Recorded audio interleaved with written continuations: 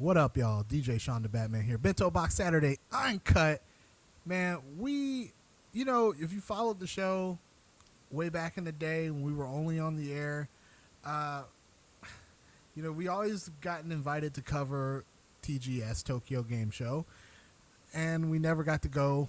We always never got to go. Well, finally, we made it happen, and although it's not the original team, was equally as fun. And man, there's a lot to put out there. There's a lot of content in this show. There's a lot we're going to be talking about today.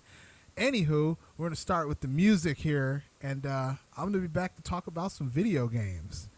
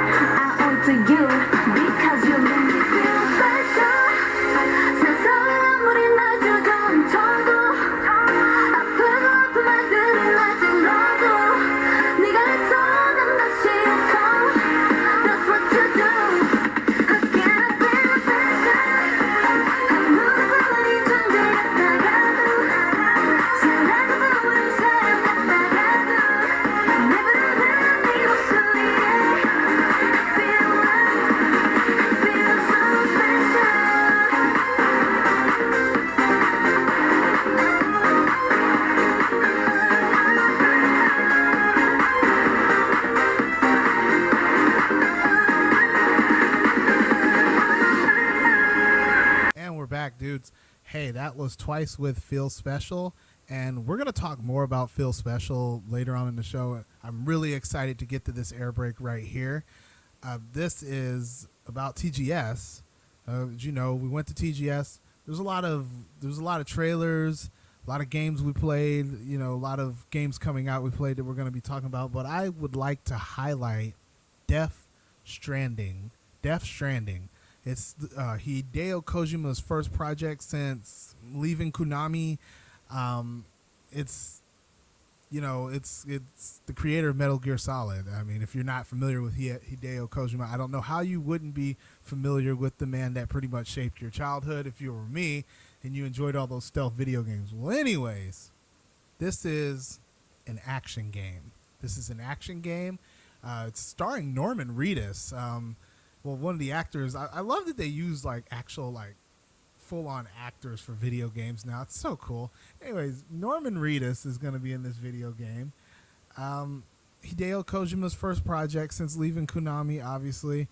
It's an action game, and apparently you're a character with consequences.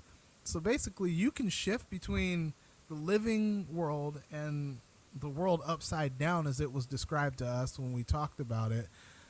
You are dead. You can be dead or alive, and any damage that you've done in the world while you were alive, when you die and you return to the world of the living, the damage will still be there.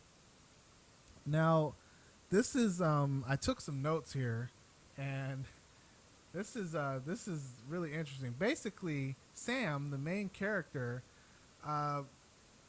he can shift between the living world and the dead world, but also there's some type of it's the phenomenon of I don't know how to pronounce this. Cataclane standing. A stand is an alternative term for shore and also stands for strings and connections. Basically, your connection to the world. You know, it's like life force. It's really interesting to explain. But the trailer, let's talk about that trailer, man. That trailer looks sick, dude. It looks like a Metal Gear Solid game, but I gotta be honest, I imagine it plays nothing like that. Or it does, but you can't shift between the world of the living and dead. That's trippy. That one had me and Ant-Man tripped out a little. The trailer looks sick, dude. It definitely looks like they really put some time into this game. You remember it was originally announced a few years ago. It was Kojima's project a few years ago. Well, now it's coming to fruition. It plays like a freaking movie. Like, it looks like a movie. It looks spectacular, by the way. The trailer looks spectacular. I don't know if this is going to be actual gameplay footage. It looks like some of it is, but it plays like a live action movie. And I don't know how much else we could say about this. You can reconnect isolated cities. You got a fragment society. You have society that's like broken apart. It has so many elements to it, and you're creating a connect between the two worlds. It's wow. Hideo's really put his foot off in this one, and yeah, you should check that out. Death Stranding. I'm not sure about the release dates here. It looks like it's due out in November, or wait, I took notes. Looks like it is due out, yes, November the 8th, 2019. You definitely want to check it out. It uses the Decima engine. It's all done. I mean, this is all Hideo Kojima and Yoji Shinakawa. Yeah. Not much more to say on that one. It's Kojima Productions. You know it's going to be good if it's Kojima, but he's clearly moved on from Metal Gear Solid here. But this looks like, even the posters for the game, you have to see it. It looks like something that's going to be coming to your local theaters when actually it's coming to your PlayStation 4. And if you remember, in the early days of the show, we said that video games would start playing a lot more like movies, and it would be a lot more like movie releases. Well, now you have it. I think we've come to that level. We are there with Death Stranding. Death Stranding comes out November 8th, 2019 on the PS4. It's a single player and multiplayer game, open world. You can be in the living and afterlife. Check it out. I don't know what the multiplayer is going to consist of, though. That'll be interesting. Okay. More games. You know we had to do it. You know we had to bring it up. We've been screaming about it for months leading up to Tokyo Game Show. Square Enix, Final Fantasy Remake. Some of us diehard fans, we were a little over it. We were like, oh, man, I don't know about this. It's going to ruin the sanctity of the game, the turn-based, all the things that made your childhood when you weren't supposed to actually be playing the game because it was rated like M and teen in some places. but it's going to ruin it for me. Oh, it's not going to be the same. Look, listen, shut your mouth. Shut your mouth. Shut your mouth. Pick up the PlayStation control, because Final Fantasy Remake, I got to tell you, we had a chance to play the trial at TGS. It was amazing.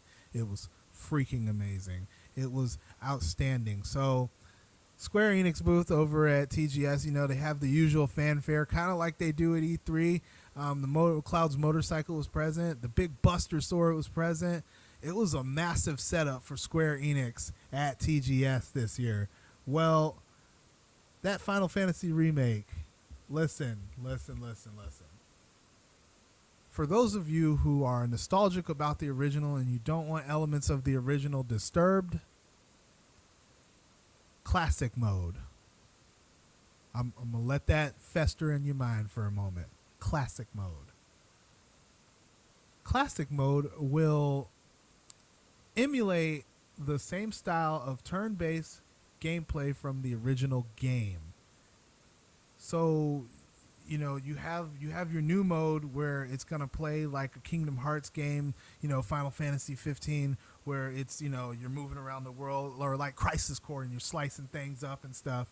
Well, now it'll fill your ATB gauge as you automatically in the standard mode. Well, classic mode, the aspect of the gameplay is going to be handled automatically, so you don't need to do anything. You don't need to charge up the ATB gauge. The character is going to fight automatically, just like the original. You don't have to worry about the action side of the combat system. Basically, is what Square Enix said at TGS. You can, focus like you used to. You used to select magic, select summons, all of that stuff. It's basically, it makes Final Fantasy Remake a true blue remake with the menu and everything else present. The only thing you're not going to have present is your deformed characters and polygons and stuff, because the graphics are updated. It makes me really excited for the game. You got to see this thing. I mean, I don't know how much of it I could describe to you on radio, man, but again, video games playing like a movie. I'm glad they've added the classic mode. As far as the voice actors go, I'm told that you may be able to select the voice acting. I'm not completely clear on that, but definitely the stage show and everything, TGS, basically Square is saying, we're adding the classic mode, and you can focus on the things that you used to focus on as a child. Basically, it's giving the game back to you with updated graphics. It's really cool. By the way, we played the remake trial. I gotta tell you, you should give standard mode a try too. It's very, very fluid. The game plays. It's not like it's a different game. Everything is there. You need to understand, as a story, everything in the Final Fantasy Remake is definitely there. But for newcomers, it will play like a game from this era. That's the best way I could describe it. Man, it was pure excitement at Tokyo Game Show. Couple other things about Tokyo Game Show. Google had this type of like map thing going on, and we checked it out. Basically, you get a giant capsule. You could do this giant capsule activity. Also, MNL 48, Manila 48. I do believe that's Manila's 48 family group. They were at TGS, and we do music here too. I wasn't expecting that one. Anyways, they have a game, and they were promoting it at TGS. You definitely should check it out. We're going to talk about that later in the show. Idol groups doing games. It's not a new thing, but it is. It's kind of like a card based, it's just really cool. The RPG scene is really, really big in Asia, and yeah, this they're no stranger to that. It's there.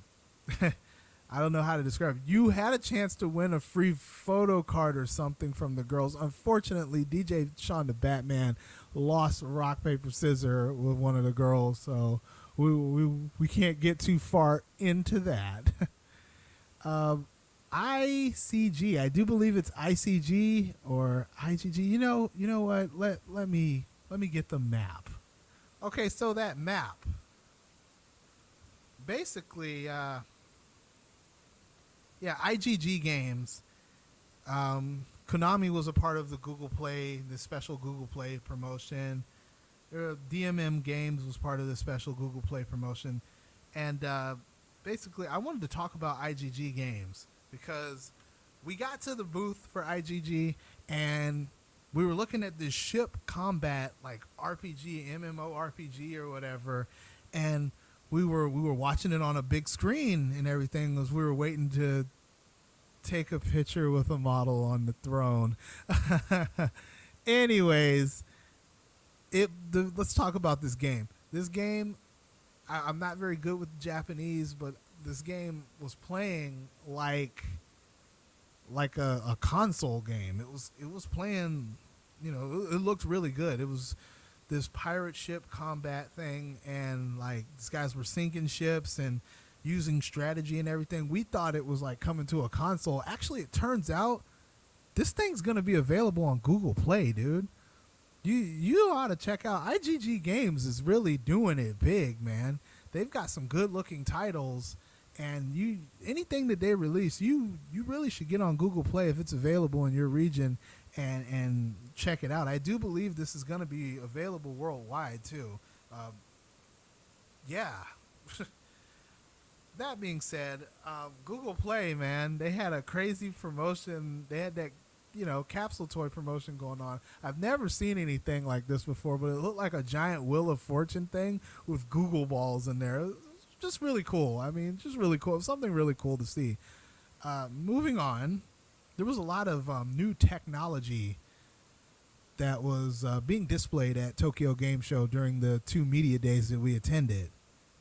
One of these things of major interest was I do believe it was a 3.1 terabyte solid state, yet it looks portable, hard drive. It's very portable. It's no bigger. Like, make a square with your hand, like a small square with your hand. No bigger than maybe the palm of your hand. I want to say it's smaller than that. 3.1 terabyte. This thing looked cool, man. You could probably store a lot of games on there. Looked very smooth.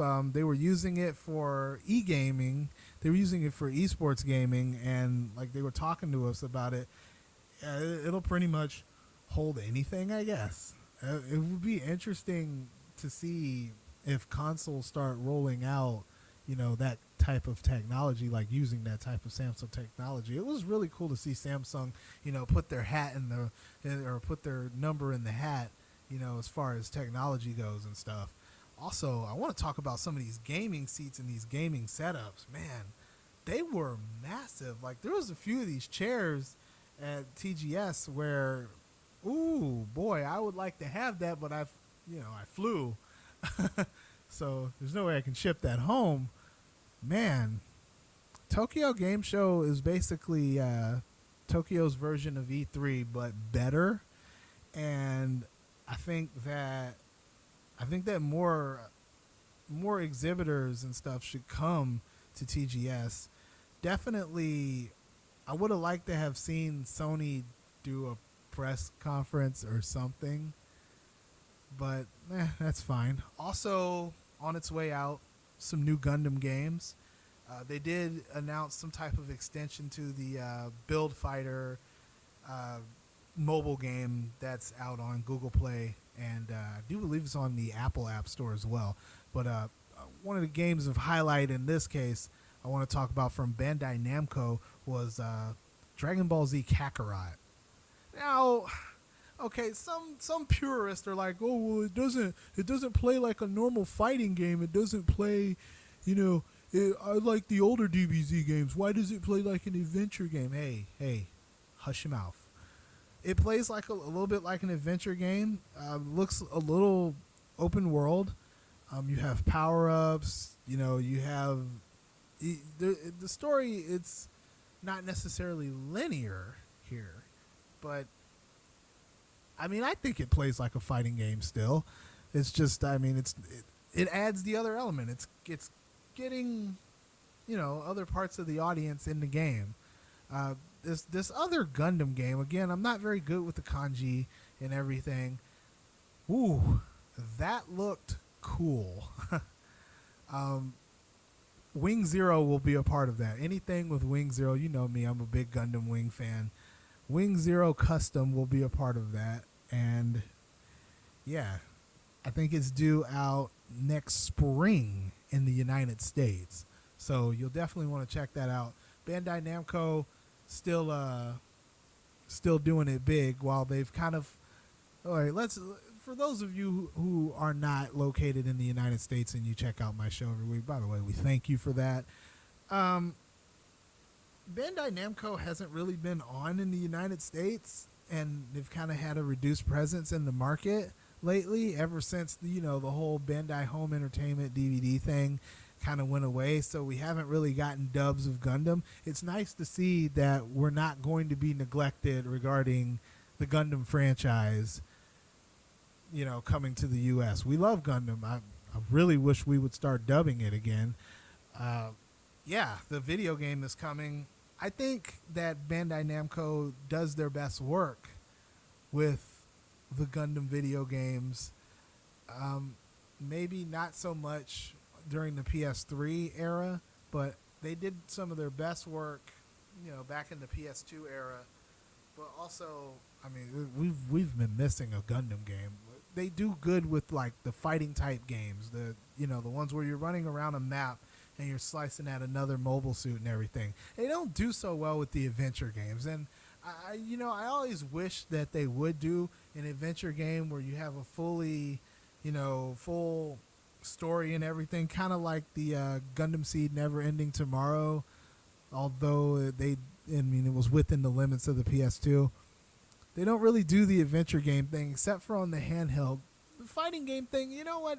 It's okay, man. I'm not going to turn my nose up at this one after we played the demo. It was very good. I mean, I could see myself sitting there for a good 5 or 6 hours playing that game and trying to earn some trophies and whatnot.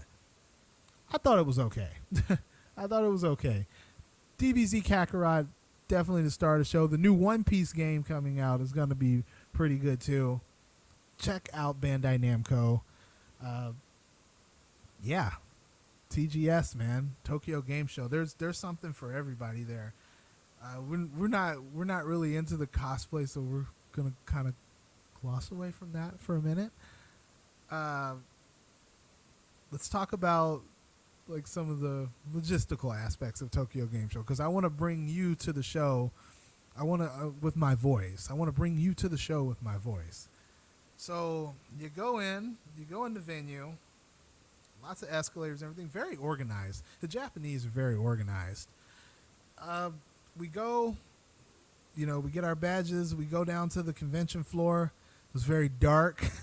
Well, the lights are off and everything to create that gaming technology mood, so to speak. So you go down another escalator and you're on the convention floor, man. It's like a warehouse almost. Well, because the venue, it's huge. It's like, I want to say that it's not really an indoor venue, but it is. Anywho, man, you come down, you see all these video games, all the booths, Sony, Square Enix, Konami, IGG, all the mobile gamers are out there. The mobile gamers, I gotta talk about those mobile. Sorry to jump off on a tangent. The mobile games, I owe you an apology. Because years back in this show, I used to say that mobile games is something that you sit on the toilet with and you play, or you sit, you sit at the McDonald's and you play for a few minutes and then you turn the thing off. I'm thinking, I'm about 32 years old. I didn't care for mobile games. I'm thinking Snake, I'm thinking like Tic-Tac-Toe or something like that, or like some of the mobile games I played, like Gundam Build Fighter, man, you could really get into that. But like, I'm thinking like Candy Crush or something like that, which apparently is very big in Asia. But I owe y'all an apology, because the mobile games out here, they out here putting together coherent stories and actual platforms, and with levels and like turn-based combat and storylines and stuff. And I apologize, man. Really impressive. I'm very impressed by the mobile games. I don't think that they will take over the industry. I think there's a place for mobile games and there's a place for console-based gaming and PC-based gaming. I don't think that they will completely wipe the market. It's over for you. It's all been replaced by cell phone games. I don't think that'll happen. I do enjoy seeing Google and Apple, trying to get into the video game market, but I'm even noticing like some of these software developers, like the big names are starting to get into mobile gaming, but the little guy, it's very fun to see the little guy get into the industry. And like some of the Chinese companies, I love seeing that, like get into the industry and like really get in and create something that people like. So, yeah, it'll be interesting to see where they go from here. It was cool seeing that they had an increased presence at Tokyo Game Show. You don't really, some of the game shows that we cover, like PAX and stuff, PAX will have them, but like you got to come to Asia, you got to come to Japan to really get the feeling of technology and the video game industry. You have to come to Japan to feel that. I don't talk about Xbox much because I'm a Sony guy, so I hope you guys don't think I have any bias here about that or anything. But yeah, it was cool to see these little companies, some of these little companies that I've never heard of, have a booth at TGS, have some cool stuff going on. Really interested. I want to increase the memory on my phone to play some games now. I usually don't use my cell phone. I have an S9. I have a Samsung S9, and it's a pretty good phone. I don't use my phone to play video games. I've never used my phone really to play video games, and I'm finding myself doing that, especially with our time in Asia. I'll be on the subway train, and I'll notice, like, as we're approaching, like, Ikebukuro, somebody's playing some type of mobile JRPG, and it looks fun. It looks captivating. The graphics look good. So, yeah, TGS, thank you for opening my eyes to that. So back to taking you into TGS. So, as you're on that floor and you see those mobile game companies, you'll see the familiar guys like Sony and everything, and PS4, and, you'll see Konami and stuff and Square. You pop by those booths, you have to stand in, there's a queue. You have to stand in the queue. You go in there, you're not allowed to film or anything or record anything. And, you play some games. It's really a good feeling. It's like going to the arcade, but you don't have to take any quarters with you. That's the best way to describe it. Some of the booths have models. Some of the booths have really pretty, for you guys out there, really pretty models, and some of them are willing to take a picture with you. Some of the booths have like these cool setups, like from the game. It was just a good time, man. TGS is a good time. Very, very interesting. I'm really glad that we got to experience that. It was definitely worth the wait. Definitely worth the 10-year wait. Yeah, I hope we get to do it again next year. With that being said, I think we're going to go to the music now. You listen to 91.9 KCSS Turlock, California State University, Stanislaus. You listen to Bento Box Saturday Uncut. This is not the normal radio show. This is Uncut, so you need to make the adjustment. Make the necessary adjustment for your ears. There won't be, as Steve Harvey put it, a whole lot of cussing. We're going to be just a little bit of cussing on this show. Just a little bit, teeny tiny bit. Like what I'm about to say right now. TGS. Motherfucking awesome. All right. We're going back to the music.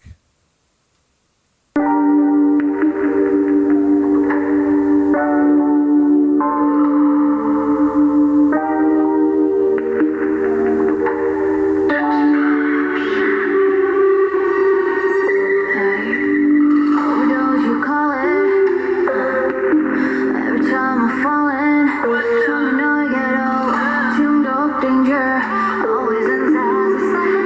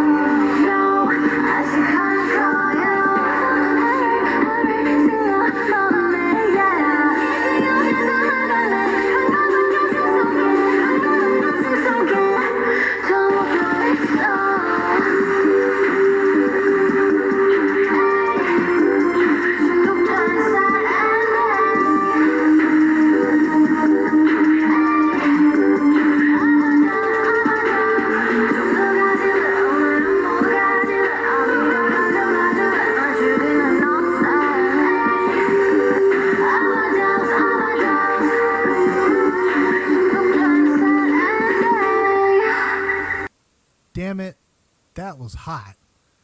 That was hot, and that was Gracie with Conquest. It looks like it also says Overdose, but it says Conquest in English. So, yo, me and Gracie, we go way back. She was the leader of HUB. That was who was translating my interview that time I had this interview with that group, HUB, Hope You Bounce. I had another interview with her over lunch. Remember, we did that interview back in January. Yo, son, this track is hot.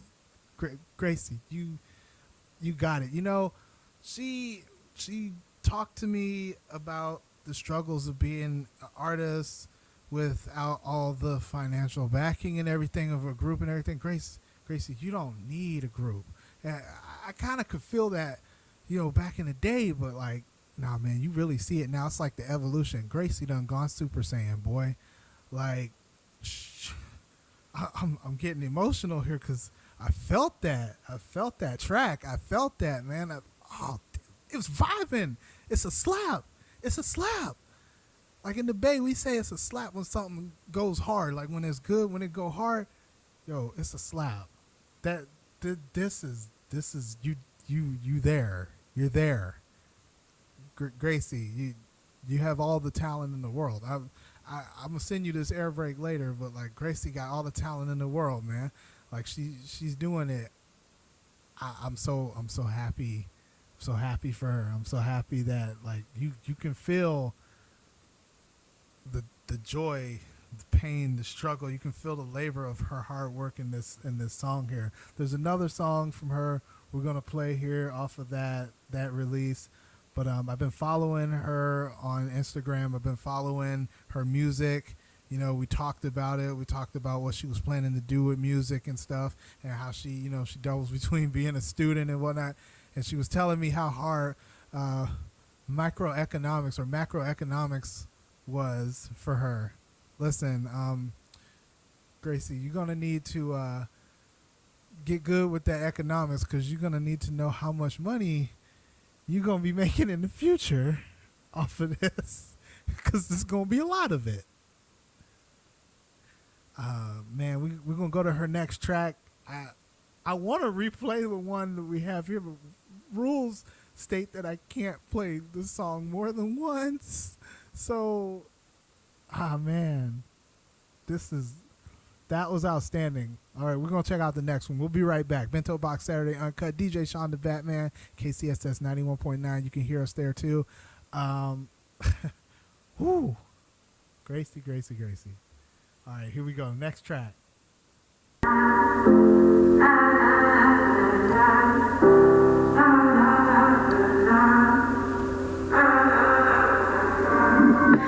asked you many times if you still love me, if you still care, 'cause I remember all the times you were different, or maybe you were just the same. I wasn't kinda nice. How many times do we have to talk over the same fucking problem? Yeah, you'll say we'll try, but say yes now. Yeah, all I ever needed was love. All I wanted was love from your eyes. Yeah. Say that you love me, or hug me, kiss me twice. Why you have to be there? We start forward and hold the road. I don't know what ends, but I'll let it go. Such a focus, sad story though. 'Cause I still love you, even if I don't get it back. I still give you all I can. It's something I have nothing left. Just remember that I tried. Don't go regret me when I'm not here by your side. 'Cause you know you will feel the same someday. 'Cause you know karma is a bitch.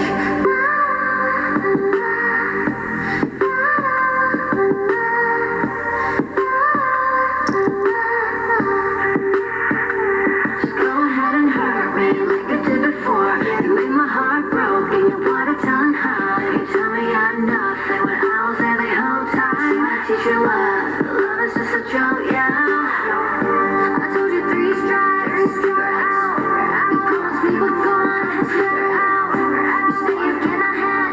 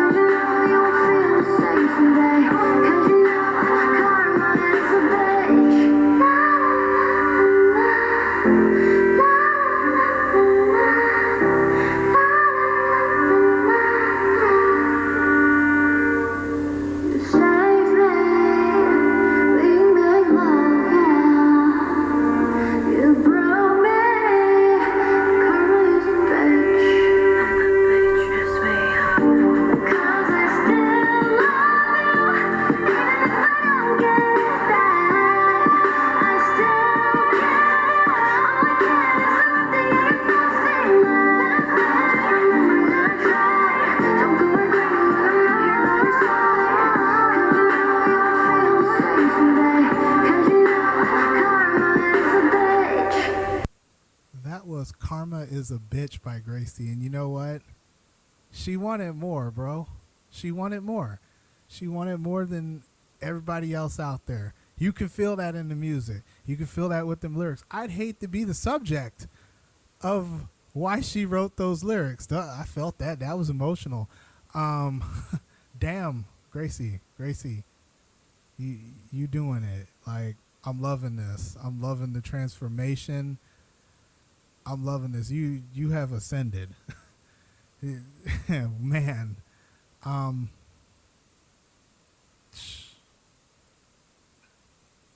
not even going to sit here and compare her to no artist because I'm ready to say this. There is no artist like Gracie. That was cool right there. Like, it was like a jazz feel, pop feel, like spoken word, but in music, and you felt that. Like, Karma's a Bitch is a bop. All of that. That slaps, dog. I'm ready to play it again.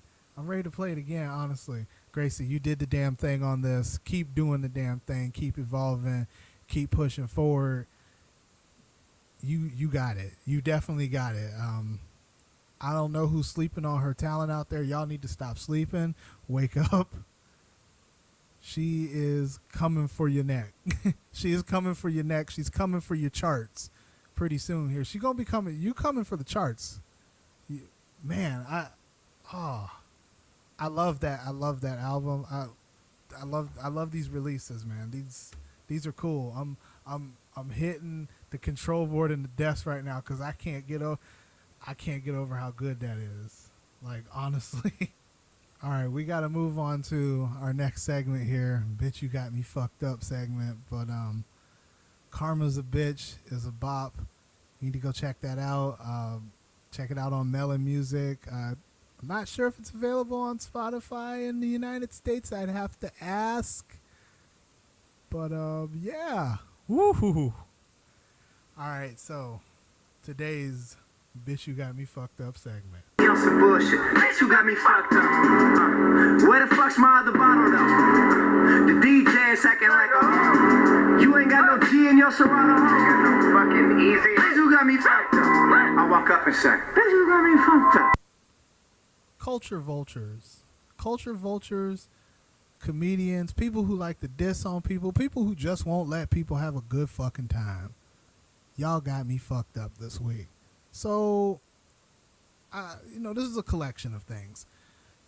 K-pop, J-pop, Japanese culture, Korean culture, it's not everybody's cup of tea. Asian culture is not everybody's cup of tea. It's unfamiliar to the West. It's still unfamiliar to the West. Sometimes it's downright strange with the general public. That's no reason to go and like rip on something and like, oh, they sound like chipmunks. Oh, they all look gay, which is a totally different discussion and is derogatory as fuck, I might add. How is something going to look gay? It's fucking ridiculous. Anywho, man, I'm going to pinpoint on a few things because I've kept my mouth shut for the last couple months, and that's not good vibes for my show because I always got something to say. Hi, general public. I'm DJ Sean the Batman, and I cover all things Asian music, Asian culture, video games. I'm a nerd. I'm a huge K-pop fan. You know this. I mean, I've gone viral online for my antics at Mama and KCON. Me, I'm cutting the rug. I'm dancing. I'm, yeah. That's me. Birthday boy Opa. I've heard them all. Anyways, can you just let us fucking enjoy something for once? What I mean by that is every time Monsta X, BTS, NCT 127, anytime Blackpink, anytime any of these groups get on Western TV, you ignorant ass people have to get on yo bullshit, get on Twitter and talk about how stupid somebody looks while comparing them to something popular, and I'm using quotation popular like Miley Cyrus, when we remember Miley Cyrus dancing on an ice cream like pole thingy. I don't know. Whatever. I'm not hating. It's not my cup of tea, but I'm not hating. The term learn to let people enjoy things comes to mind here, and I'm just thinking about all the criticism that BTS takes for every little thing they do, all the criticism a lot of these K-pop groups, a lot of these Asians take for everything they do. And you know, you diss on the fans. Oh, the fans are crazy. Oh, that's all the fans have. Fuck off. Okay? I think I speak for every legitimate K-pop fan, J-pop fan, J-rock fan, all of those, when I say fuck off. Okay? First of all, let me address the argument that, oh, K-pop fans are crazy because all they have is K-pop. First of all, K-pop is more than just a bunch of boys on stage, you know, singing about self-love and dancing their ass off. K-pop is its own genre and subgenre. You have guys who do b-boy stuff. You have like the cutesy concept. You have you have like ballads, and yeah, it's not to say, oh, that's all they have. That's like metal elitists attacking like people who listen to emo music. We dealt with this in the early 2000s, and I'm at 30 years old. I gotta be quite honest, we're fucking over it, and I think I speak for the younglings when I say they're fucking over it. Like, if somebody is preaching positivity about loving yourself and, you know, being okay to not be okay, which is actually a line from a Mama Moo song. There's a line in one of their songs that says it's okay to not be fine. Speaking of which, Feel Special, by Twice. All these things like equate to mental health. It's not just about, you know, being trendy and everything in K-pop. If you took the time to learn or look up some of the lyrics, you'll see some of the messages that they're trying to put across. Very positive message. I understand if it's not your cup of tea, but it's also time to accept that some things just aren't for you. Everything in this world is not for you. We'll go all the way back to the days of, since I brought it up, we'll go all the way back to the days of like Pokemon. And I'm reminded of a story, well, not a story, I was there. I'm sitting in Burger King. I'm about, I want to say 11 or 12 years old. I'm sitting in a Burger King with my sister. We're really hyped up about Pokemon and Pokemon the first movie coming out in the States. And we really wanted those gold-plated cards from Burger King. They had this series of gold-plated cards. I got a Charizard and a Poliwhirl out of it, and I think my sister got 2 Poliwhirls out of it. We never got the Pikachu, but whatever. Jumping off on a tangent here. I'll never forget this grown-ass man. This grown-ass man, he had to be in his 30s back then. Maybe he was in his 20s. Looked like he might work in construction or whatever. For no reason whatsoever, when some kids came in and asked if they had any more of the special edition Pokemon cards, and the lady says, oh, I'm sorry, we're all sold out. The guy's like, good, I fucking hate Pokemon. For no reason. The kids aren't even engaging him. The kids aren't even like, oh, do you like Pokemon or anything like that? The guy's just like angry, like, oh, well, I hate Pokemon. I hate this, blah, blah, blah, blah, blah.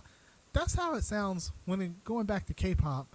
That's how it sounds when people criticize It's okay to be critical of K-pop. In fact, I'm critical of K-pop. Fans are critical of K-pop.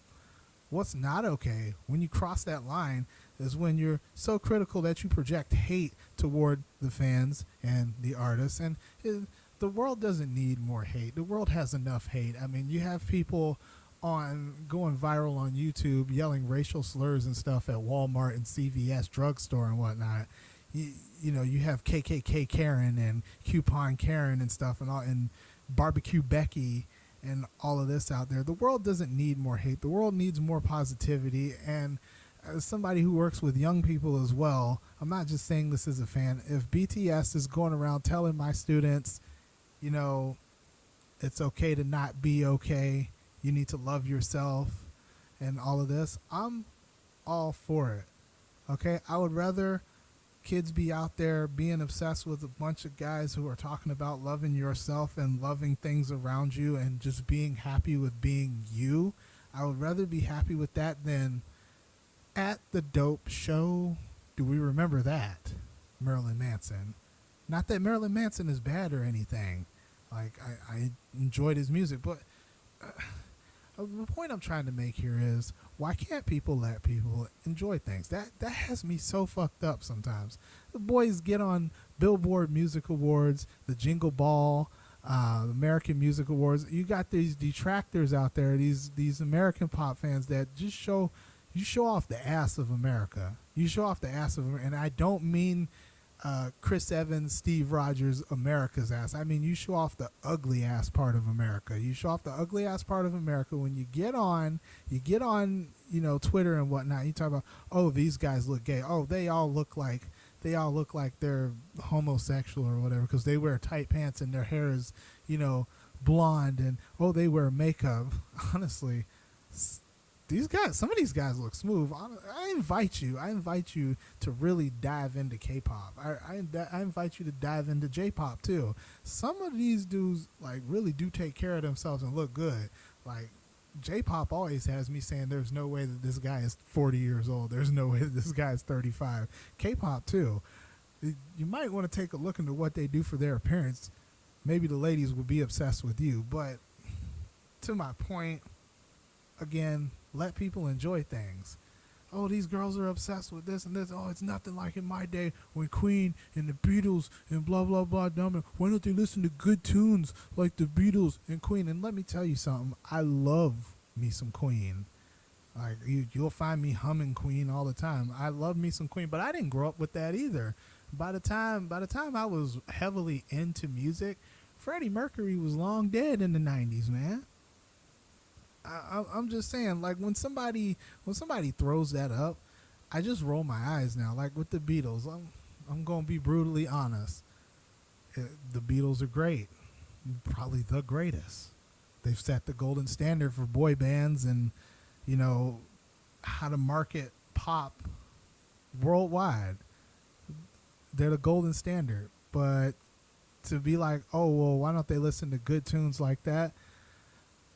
Listen, you're expecting a generation of young people to listen to something like that. These people have been dead for years.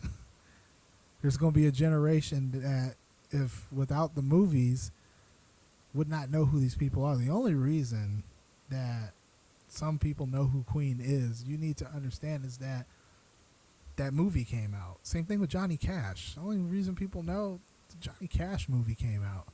The Ray Charles movie came out. Again, let people enjoy things. I think my mother was very good at letting people enjoy things. Mom obviously did not like our Coheed and Cambria and Senses Fail. I've been listening to K-pop a long time too. So like Boa, SES, Shinhwa, way back in the day. Mom just let it fly. I didn't even I had no understanding. I was not learning the Korean language or even Japanese back then. Mom let it fly. She's like, you know what? It's music. We're gonna let them listen to it, and she let it fly. And I learned to enjoy and love something. And when I got old enough, when I got interested enough, I went and looked up the lyrics, and I started to get more into my songs and stuff. And it's just, again, with kids out there bullying each other, beating up on each other, grown-ass people yelling racial slurs, and people blowing up churches and all of that.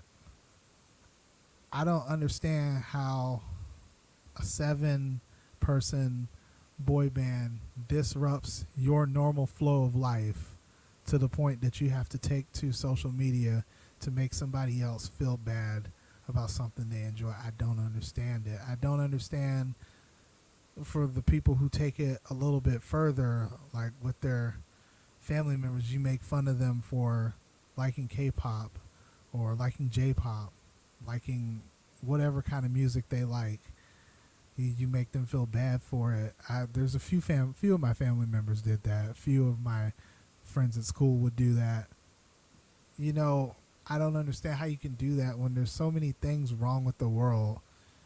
You got to talk about how much you hate K-pop and their fans. Now, some of the fans, don't get me wrong, some of the fans need a good ass whooping. They're a little toxic, but there's toxic fans in every genre. There's toxic fans in alternative rock. I mean, man, have you ever been to, like, when you go to Warped Tour as a fan, when you shift over to the press side, when you would shift over to the press side of these rock festivals, you get to see the absolute grunge of some of these fans. And I mean, ooh, I've got backstage stories for you. But anyways, that's my You Got Me Fucked Up segment. Y'all got me fucked up, man. Worry about something else. Like, mind your business. Let people enjoy things. Smile a little. Stop hating things. Get that hate out your heart.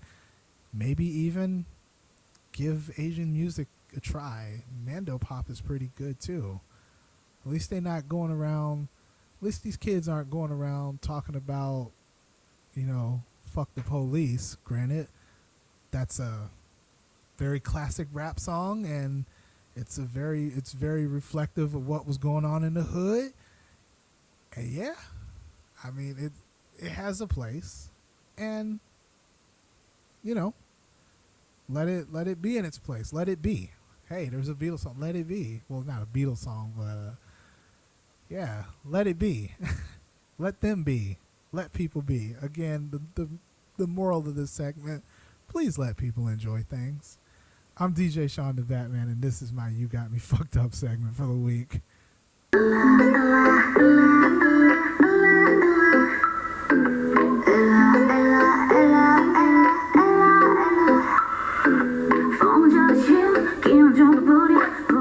건 던져 여기서 자네 상처를 더 마셔 착한 척은 그만둬 깍깍꿍 탁탁툭 리듬에 몸을 맡겨 뻥뻥하게 놀아 라라라 하루쯤에 내가 변한 건 아니야 별거 아닌 거에 의미 같은 너의 몸거야 그래 난 어디 버티 눈 떠면 그거지 알고 butterfly 양천을 부딪혀 That's okay tonight be fine 괜찮지 않아도 괜찮아 뻔뻔하게 즐겨 Draw Go go baby 던져버려 shoot and tie Dress code bling bling bling No I make some mess 내지 말고 run Go go baby 뻔뻔하게 놀아 미친 듯이 즐겨 필요 없어 rock and right On and on Go go baby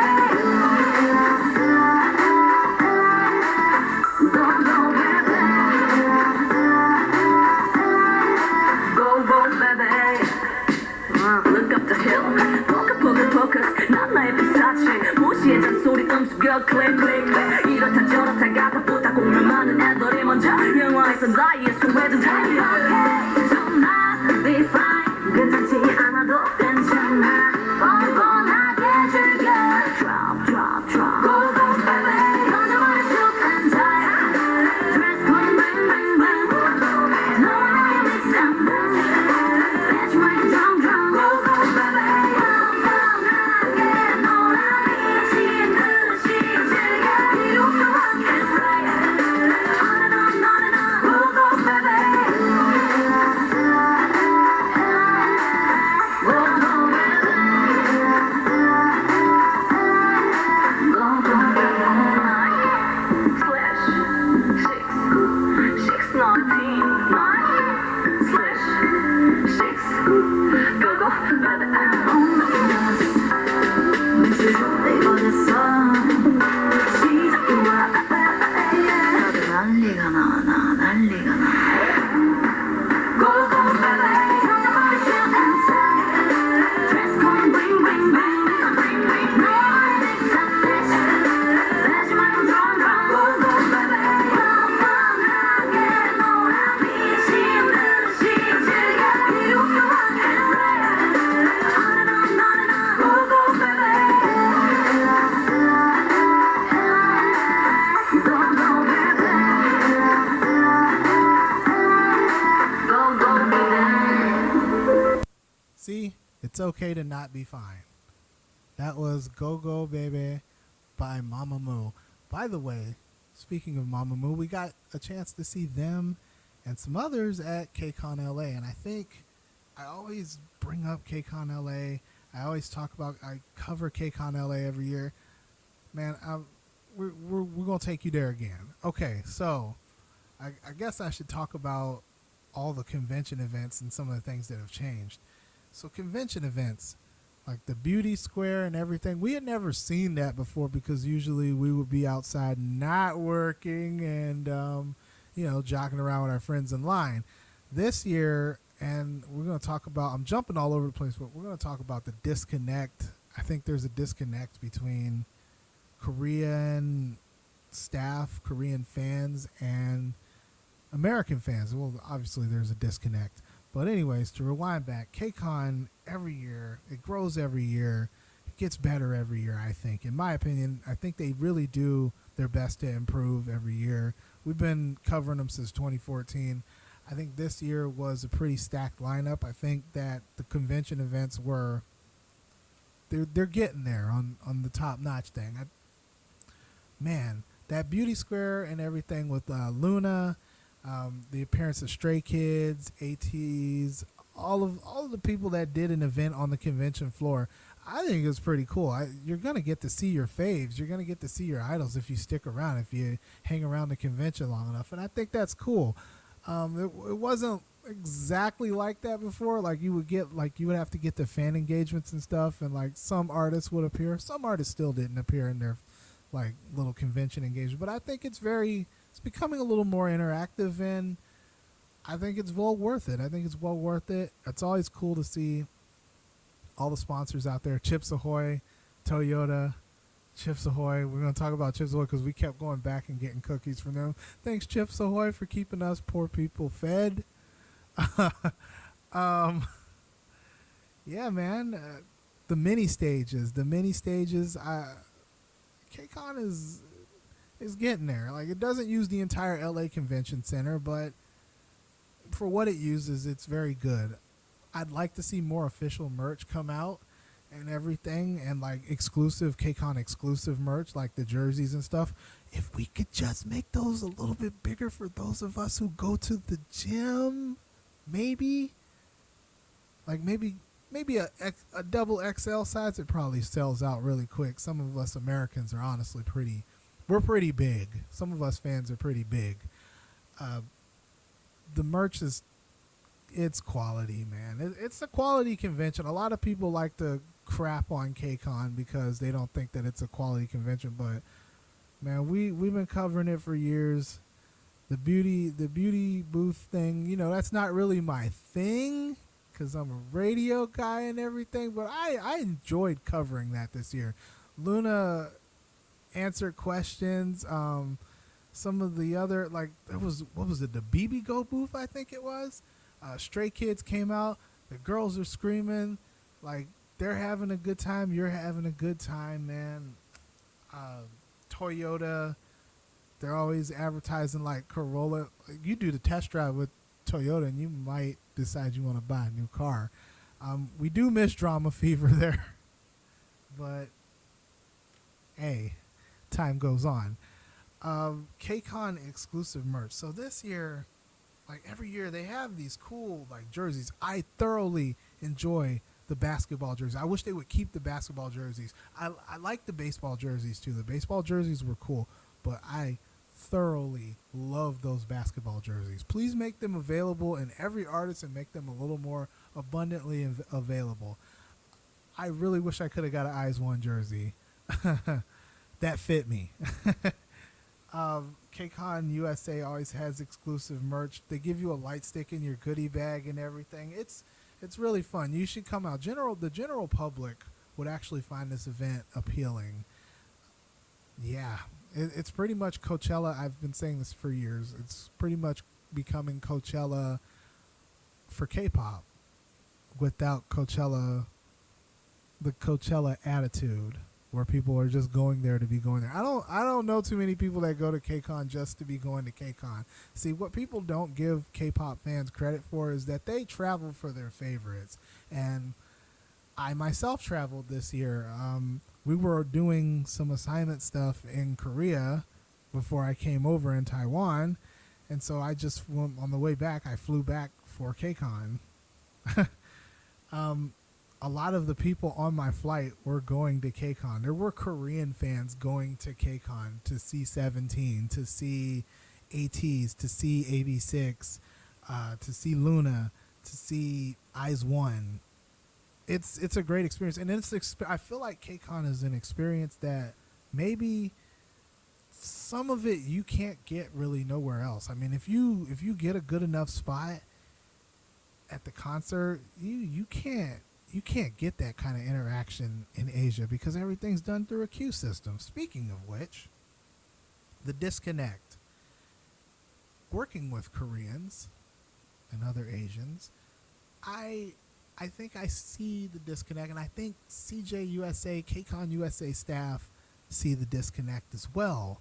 So this year, much like 2014, KCON introduced a kind of numbered queuing system for P1, which, that's all well and good. I mean, there's a lot of P1s. It's GA. There should be some type of numbering system. Granted, it did encourage you to line up before, anything, and, you all are going to get nice numbers and go in those numbers and everything. I think that when we queued up for Platinum and the Korean staff got mad at us and guest relations got mad, they're like, oh, you're all going to get in. You're going to get an exclusive area. You guys don't need to line up. I don't think that, and I'm pretty sure I'm spot on about this one too. I don't think that Korean staff understand the mentality of foreign K-pop fans, of foreign music fans in general. We don't do queuing systems in North America. We don't do queuing. When we do, it gets royally screwed up. It's usually first come, first serve. And when you pay what you pay to go to KCON, I mean, this year, what was that, $1,300 for Platinum?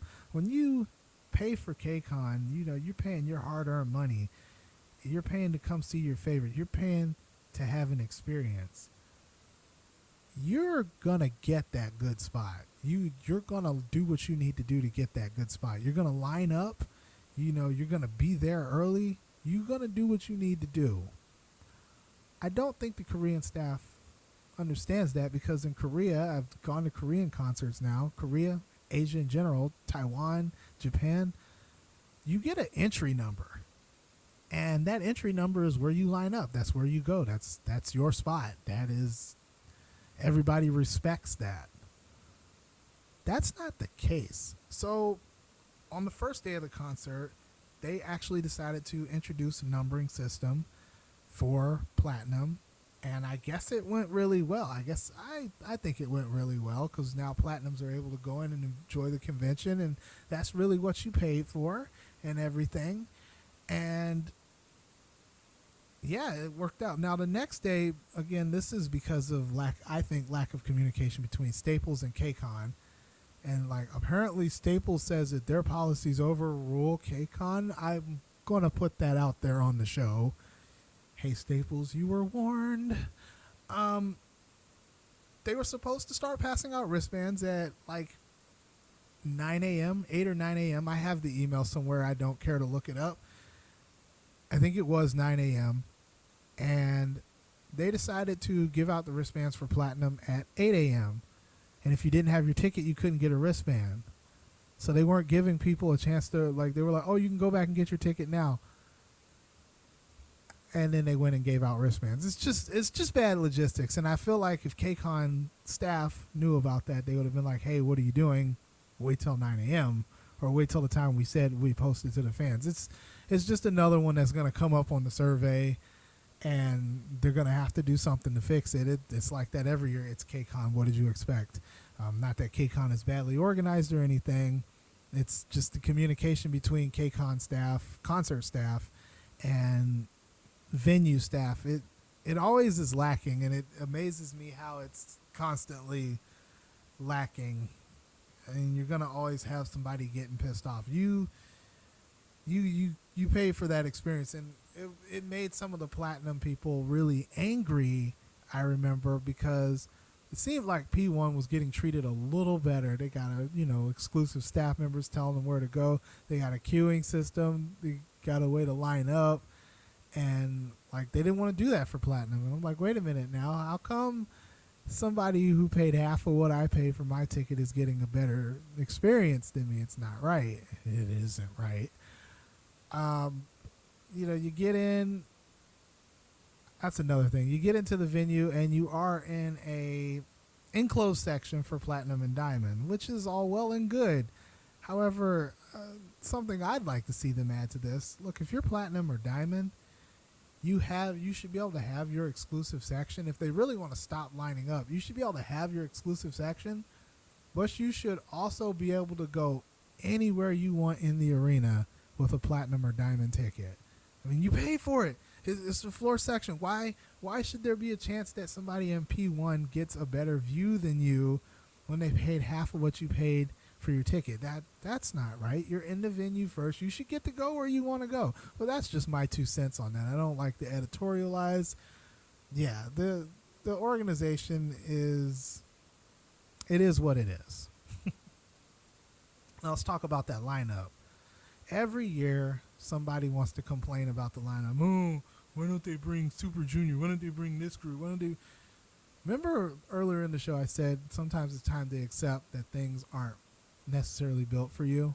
Well, KCON is evolving, and as KCON and K-pop and the Hallyu Wave continue to evolve in North America, in the West, you're going to see some things that aren't exactly for you. What do I mean by that? The groups you loved aren't what others love. So AB6, AB6, I'm saying AB6 a lot because AB6 really impressed me. ATs, they impressed me too. They were, I stand. They were very good. The lineup at KCON is what it should be. It's not a dub. Even in New York, it's not a dub. The lineup at KCON is exactly what it should be. It's meant for groups that aren't exactly ready to do, with the exception of 17, aren't exactly ready to do a solo tour, aren't ready to, branch out on their own yet. Let's see where they're at. Let's see who comes out for this, who would shell out for a concert, and then we'll work from there. It's for those groups. You're not going to see your BTSs, Super Juniors, NCT 127.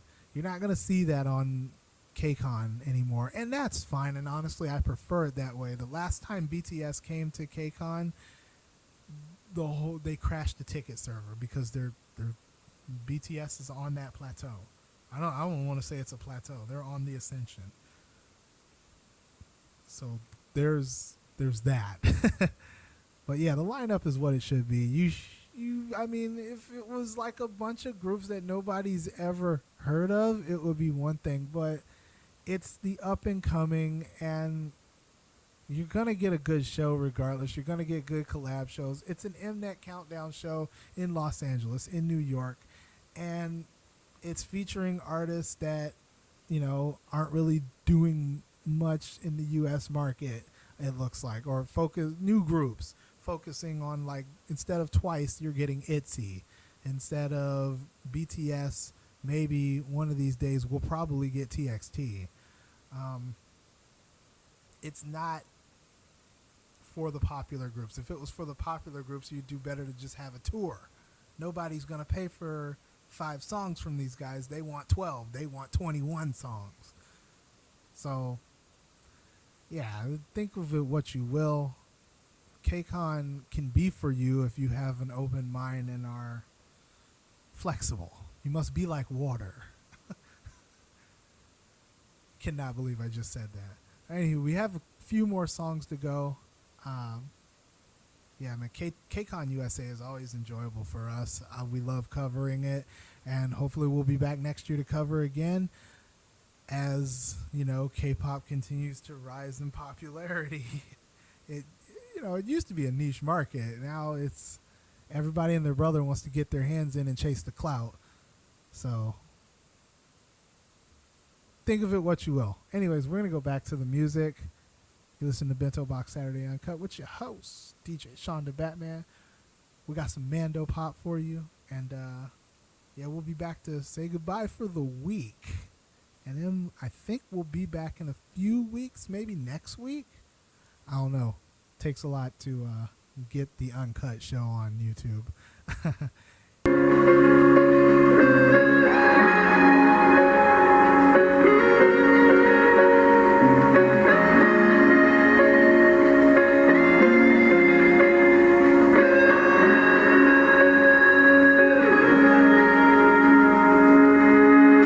一个人只有心动，每一杯两个人才是感动，baby， 喜欢了，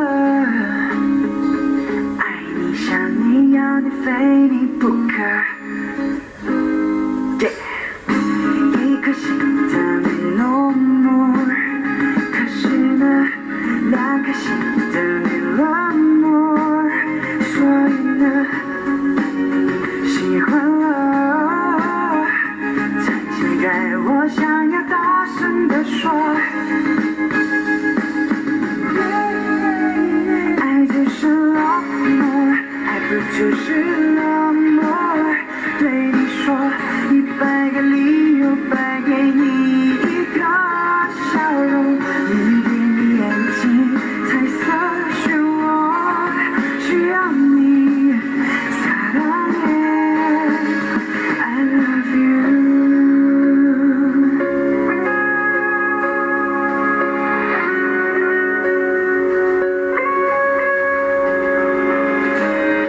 一颗心的你 no more， 可是呢，两颗心的你冷漠，所以呢，喜欢了，趁现在我想要大声地说，爱就是 love more， 爱不就是冷漠？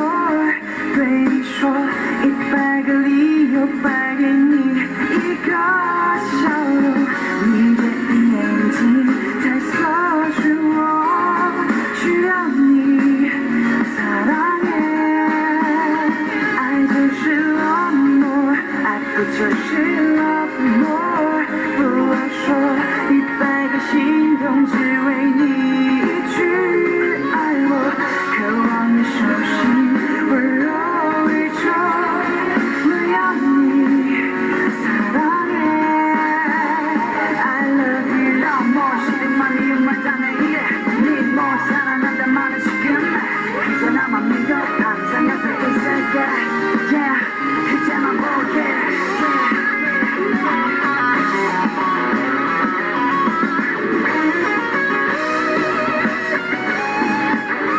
爱就是冷漠，爱不就是冷漠？对你说100个理由，摆给你一个笑容，你闭你眼睛，彩色漩涡，需要你사랑해爱就是 love more， 爱不就是 love more？ 不要说100个心动，只为你一句爱我，渴望你手心温柔宇宙，我要你사랑해 I love you。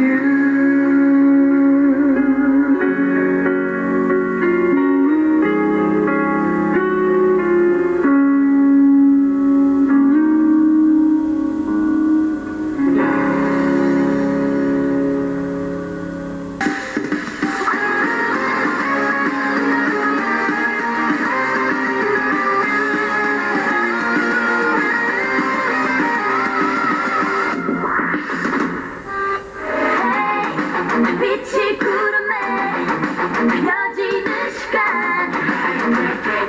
널 지켜보고 있어 babe 숨을 죽인 채 잠드는 때를 노려 자 시간이 됐어 오늘 이 밤이 지나가지 못하게 할 거야 다시 길을 멈춰 I don't wanna do that oh baby run run run 멀어지게 run run run 보이지 않는 곳에 벗어날 수 없을 걸 더 밟아도 쳤어 끝이 반복되는 안보 속에서 이대로